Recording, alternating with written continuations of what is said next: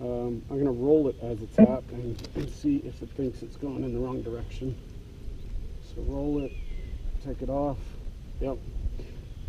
So if you roll it backwards, take off the safety, it tilts you forward. It's reading which way is forward by its initial roll. So I'm going to say every time you do this, roll it forward and then stabilize it. It knows which way is forward. That's my guess. Woohoo! Did you hear that? I think I just skidded the tire. That was fucking sick. So I have a theory that when you use the kill switch under the handle, after you let go of that kill switch, the initial roll off of that kill switch button release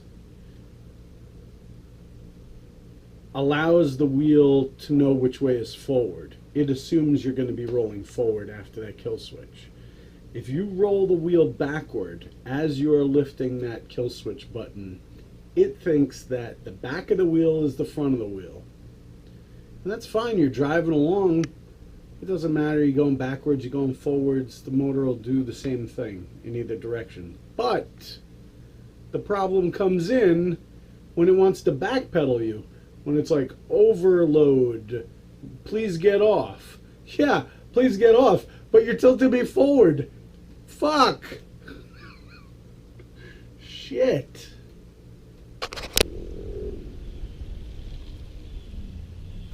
So I was testing out the braking and acceleration here. I did 5, 6, who knows how many passes. And right here is where it's going to tilt me back and yell at me.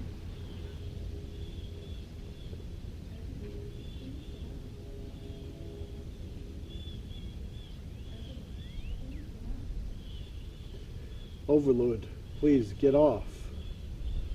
Overload, please get off. Okay, well, I did a lot more to this than I did to the EXM. It's tilting me back, way back.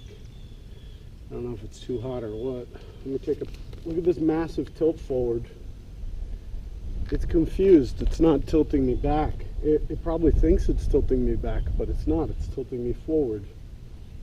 The situation I got in to be here right now, I was riding it hard to the point of overload. I leaned it back on the stand. I didn't turn it off. I turned the light off.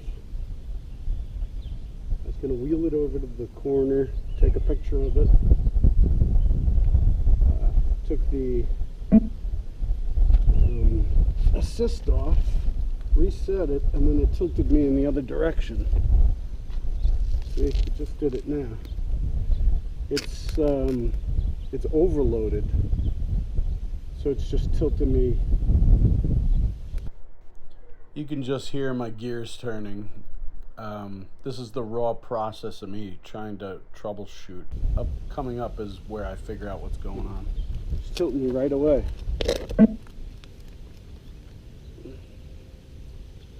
Slowly.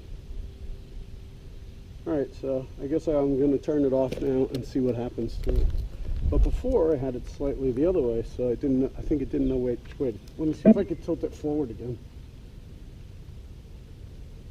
No. I'm going to roll it as it's at and see if it thinks it's going in the wrong direction. So roll it, take it off. Yep.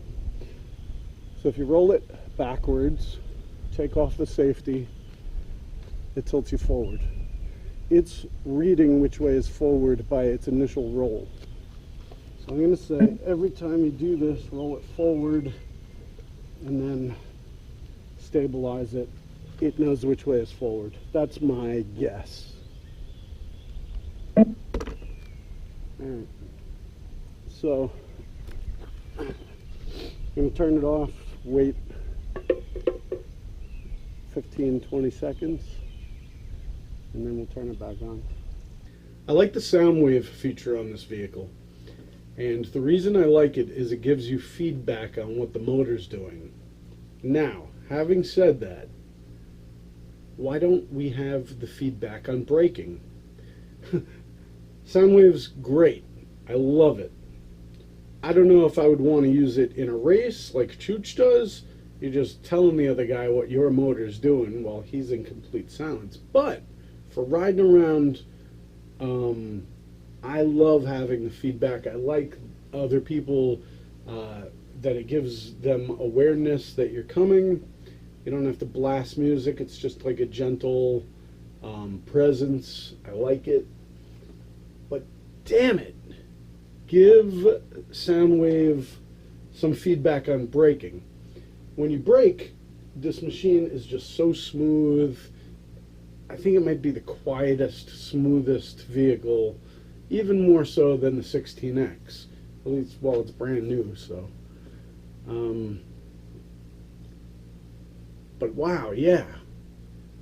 I want to hear the motor on braking. I want to hear some kind of feedback. Make it deeper and give it a different pitch or something so that you can distinguish it. But yeah.